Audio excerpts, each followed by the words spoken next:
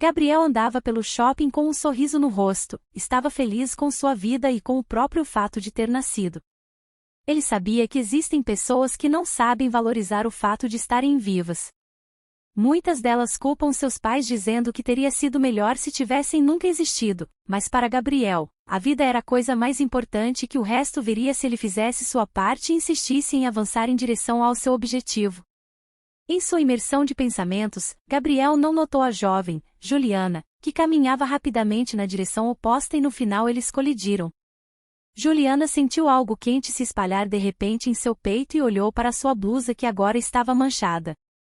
Gabriel ficou horrorizado por ter derramado café em Juliana. Ele se apresentou e ofereceu para levar Juliana para casa e redimir-se pelo ocorrido.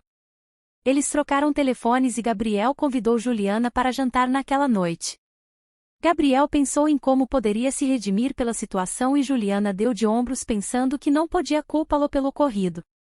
Quando ela estava prestes a dizer isso em voz alta, Gabriel de repente balançou a cabeça negativamente e disse: "Se você me rejeitar, que seja porque seu coração já está ocupado. Quero convidá-lo para jantar esta noite." Gabriel era agradável para Juliana e ela não rejeitou. Eles trocaram telefones e Gabriel se ofereceu para levar Juliana para casa, pois ela estava preocupada com as pessoas olhando para a mancha em sua blusa no transporte público. O encontro no restaurante foi excelente e eles descobriram que tinham muitas coisas em comum. Eles queriam se conhecer melhor e dar uma chance ao relacionamento, se possível. Quando Juliana disse que iria pagar sua própria parte do jantar, Gabriel ficou surpreso, mas começou a pensar que ela era uma mulher forte e independente. Gabriel notou que Juliana aparentemente ganhava muito dinheiro, pois conseguia pagar sua conta no restaurante e seu traje era muito elegante. Ele não insistiu em perguntar onde ela trabalhava, pois não queria ofender a mulher que tanto o atraia. As reuniões entre eles se tornaram quase diárias e quando não podiam se ver, passavam horas e horas conversando ao telefone.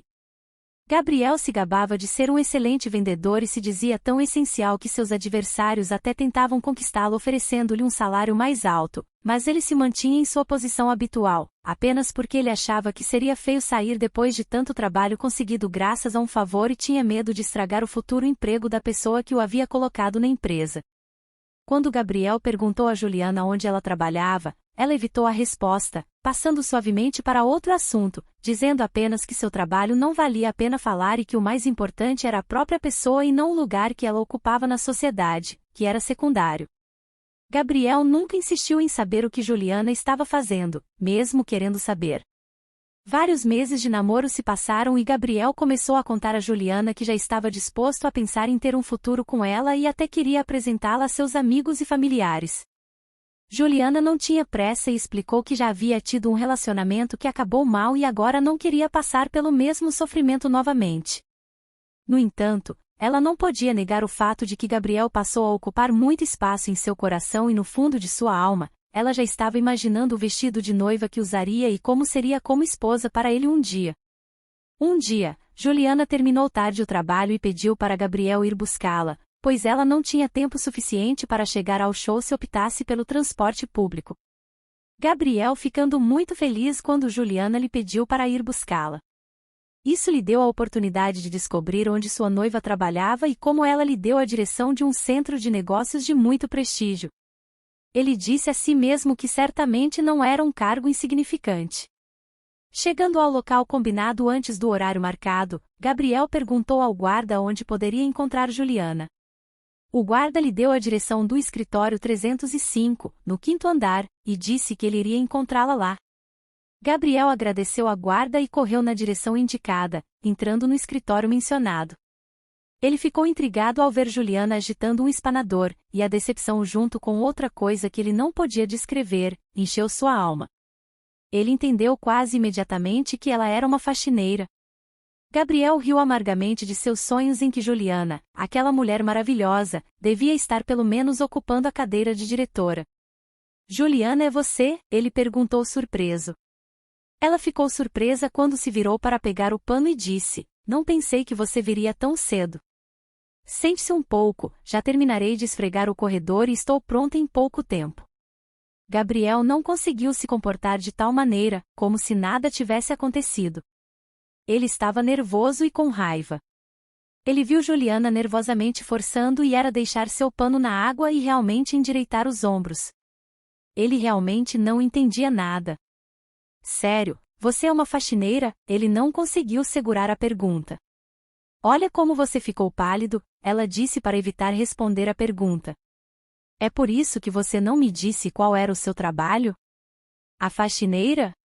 Nossa, você é uma limpadora estúpida. Aparentemente ele estava dizendo isso mais para si mesmo, como se tentasse se convencer. E todas essas roupas e essa ânsia com que você insiste em pagar sua parte nos restaurantes é um truque que você inventou para rir de mim, como se eu fosse um idiota, certo? E eu pensei que você era uma mulher de negócios de sucesso. O homem riu e quando se acalmou olhou para Juliana com desprezo.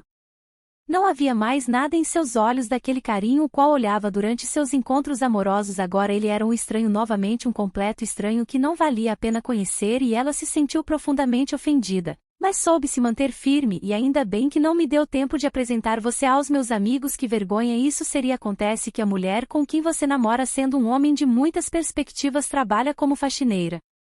Gabriel continuou a insultar como se estivesse lidando com o inseto mais nojento do mundo. Você esfregou os vasos sanitários com essas mãos e depois me tocou com elas. Você me dá nojo, Juliana. Você que me dá nojo. E se virou e foi embora, e a única coisa que ela queria era ouvir a porta se fechar atrás dele o mais rápido possível.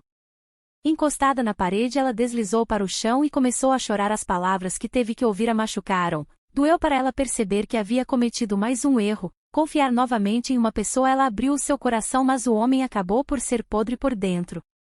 O choro parou e Juliana se acalmou. Estava feliz por ter permitido que a faxineira saísse do trabalho mais cedo esse dia.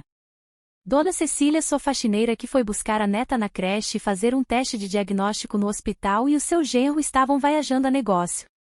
Ela sempre tratou seus funcionários como família e estava disposta a ajudá-los. Sua habilidade de empatia ajudou a perceber algo importante, viu que era realmente aquela pessoa com quem ela pensava em vincular sua vida.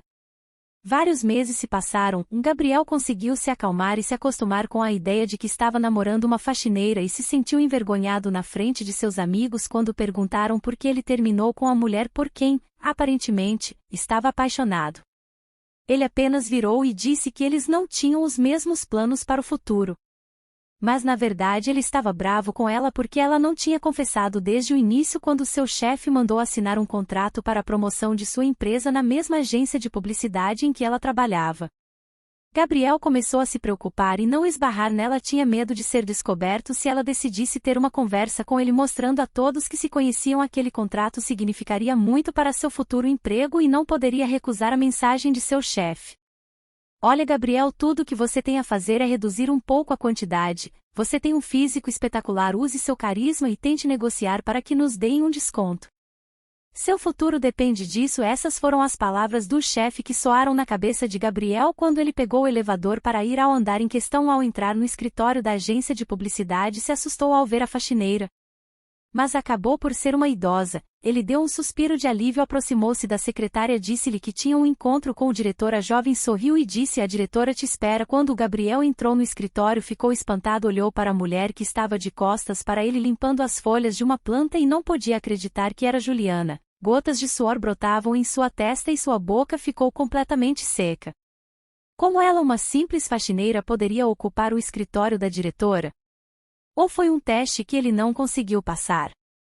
Gabriel parou indeciso na porta até ela se virou e ficou surpresa ao vê-lo, mas não demonstrou. Era ela que estava negociando com outro vendedor da empresa de Gabriel e nem imaginava que o ex-namorado também negociava com a mesma empresa. Olá, Gabriel disse em voz baixa. Boa tarde, Juliana respondeu, fingindo que nunca houve nada entre eles, nem amor, nem humilhação, nem uma separação dolorosa. Me mostra seu projeto, vou dar uma olhada. Se sentou em sua cadeira, então Gabriel lhe entregou uma pasta e se sentou na sua frente. Agora o suor escorria por sua testa e os pensamentos corriam por sua cabeça. Uma oportunidade maravilhosa de estar com uma mulher de sucesso. Como isso foi acontecer? Ele perguntou, sem tirar os olhos dos documentos. Ela respondeu: é que naquele dia você viu o quanto importante é. Agora o passado está no passado. Juliana sorriu para ele. Gabriel sentiu que não valia a pena pedir perdão para ela porque ela não iria perdoá-lo pelo que ele fez, não iria aceitá-lo depois disso. Só um bobo não entenderia. Depois de ter estudado o contrato que tinha que assinar, ela olhou para Gabriel com um olhar gelado, aquele olhar que perfura como uma faca. Ele se encolheu com aquele olhar, percebendo que não podia falar sobre descontos. Juliana não ia aceitar. Há muito trabalho no meio, então agora não poderei assinar este contrato. Ela negou com a cabeça. O principal é aumentar o custo final pelo menos uma vez e meia, então haverá algo para falar.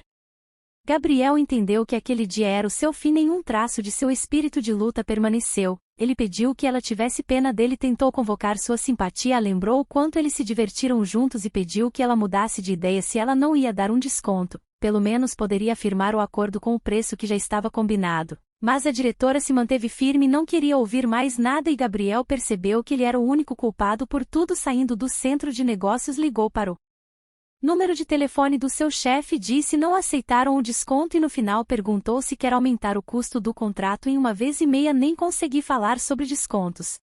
Gabriel exalou e como uma lebre se preparou para apertar suas orelhas.